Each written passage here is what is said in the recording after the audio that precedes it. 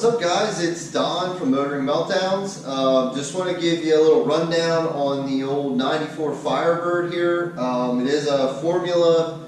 I do have the build sheet on the car. It's an LT1 automatic, and it had a 323 rear in it from the factory. Got the car like 2.5 years ago. Didn't really start doing anything to it until right before the end of racing season around here, so like September, October. We did threw a set of 17-inch Nitto NT05R drag radials on the back and a cold air intake, and took it to our local track, Beaver Springs Dragway.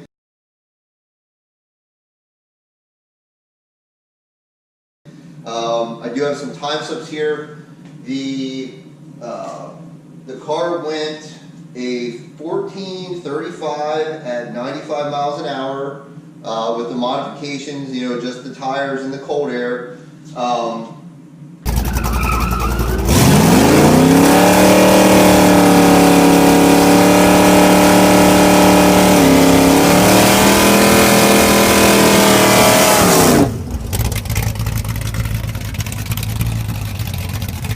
Now he lit them up. Yeah, right.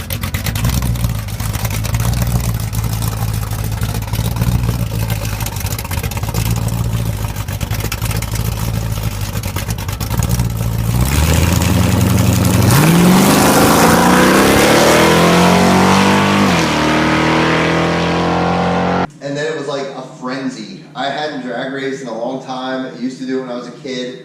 And so I had the bug, so it was, calling jigs and selling it, getting parts delivered, and we were able to go 3 weekends in a row with little things done in between. And we did end up getting a tune from PCM for less, and we did a catback exhaust system and an underdrive pulley, and the best the car went that season was a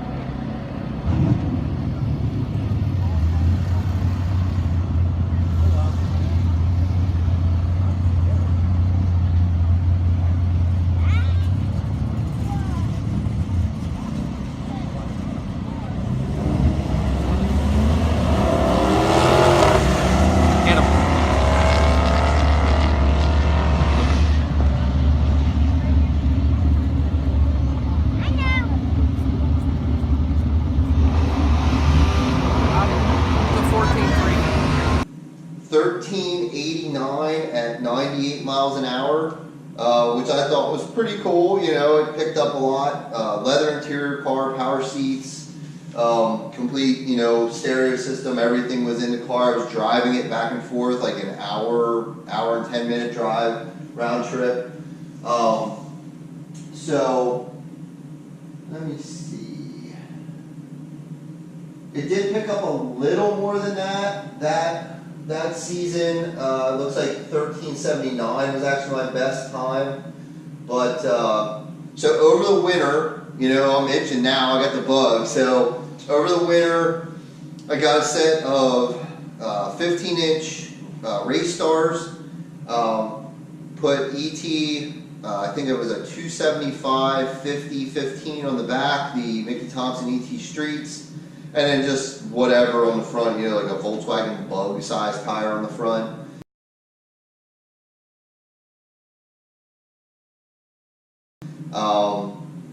And we did a FTI, their economy line 3600 stall converter and a transmission cooler. And the following season, ran the car quite a few times. It did pick up a good bit with the converter and the lighter wheels. Still running the 323 rear and stuff, the factory 10 bolt. I was afraid to flash the converter, so I would like preload at the line. I think I was launching at like 2100 RPMs, was about as much as I could get out of it before the tires would break loose. But the car did run a 1321 at 100 miles an hour with the converter. So there again, you know, you're talking like a $400 job, you know, throwing that converter in and, you know, picking up like half a second with the converter. So that was great.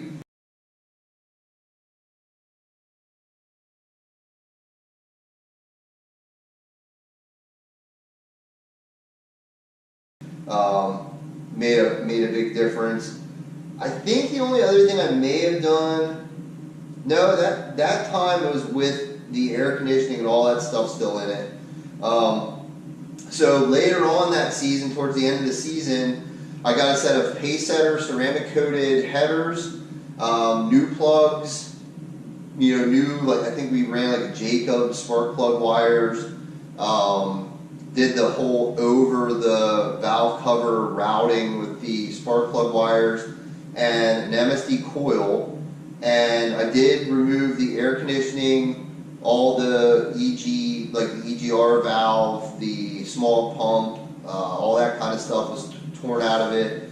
And with those modifications, the best time on the car, corrected time, because this was like 1000 DA, was a 1274 at 105.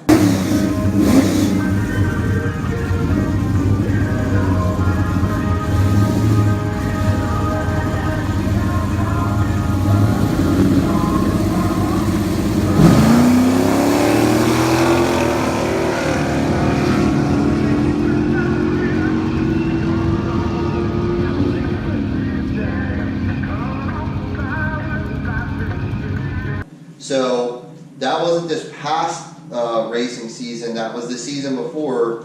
Last year we were going to take the car out and I was having some starting issues. It would crank for like 30 seconds before it would start, but then it would run perfectly fine. So wasn't sure what was going on, did a bunch of diagnostic and Googling, and finally ended up pulling the OptiSpark off, and the inside of it was completely corroded. Like, I'm surprised the car even ran.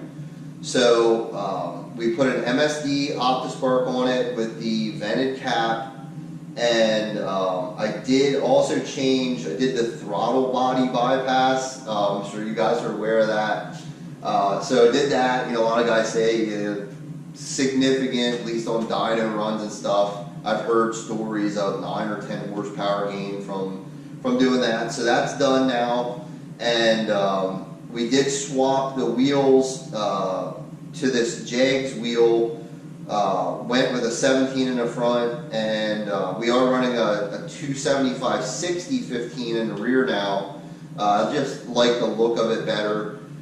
The other huge thing that we did was I got a 12 bolt, a strange built 12 bolt for the car. A local guy, Mike, if you're watching, thanks buddy, because that was a great deal. Got the rear from Mike. It did have 514 gears in it, so we swapped them out for 410s, and so we did the rear, and I thought, while I'm doing the rear, I might as well go ahead and deal with the suspension in the back. So it does have UMI adjustable lower control arms. It has the on-car adjustable UMI panhard, and their torque arm set. It's the shorter version that mounts to the cross member.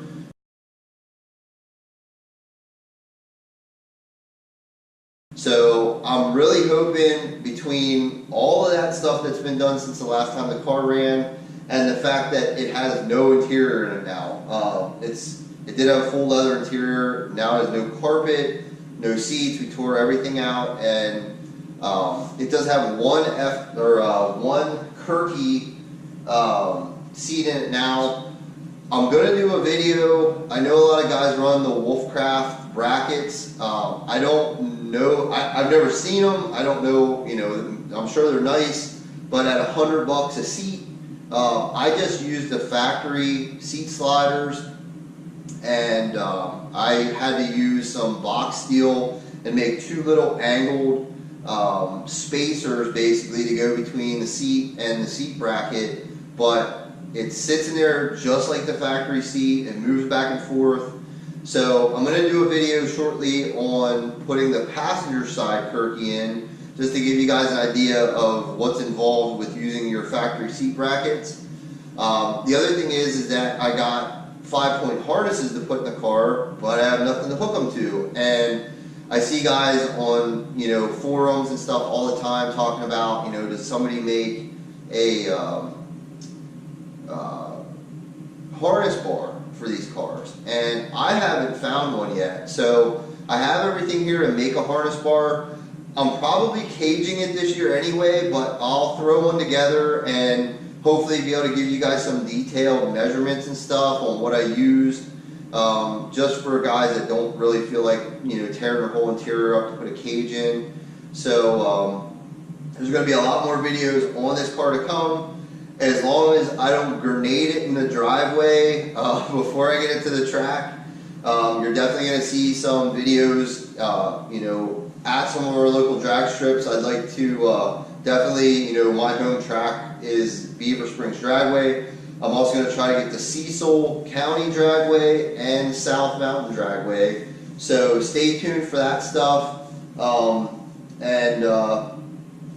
Thanks for watching, guys. I appreciate it. If you're into the LT1s, please hit the subscribe button, or if you're just an F-body guy, you know, a lot of stuff with the rears and the suspension, all that kind of stuff is going to work on your LS car also. I'm going to include some clips somewhere in this video. I don't know if it'll be at the beginning, maybe some at the beginning, some at the end, of like old cell phone videos of the car at the track. Just so you guys can kind of see the progressions, maybe even some still photos of some of the work that was done.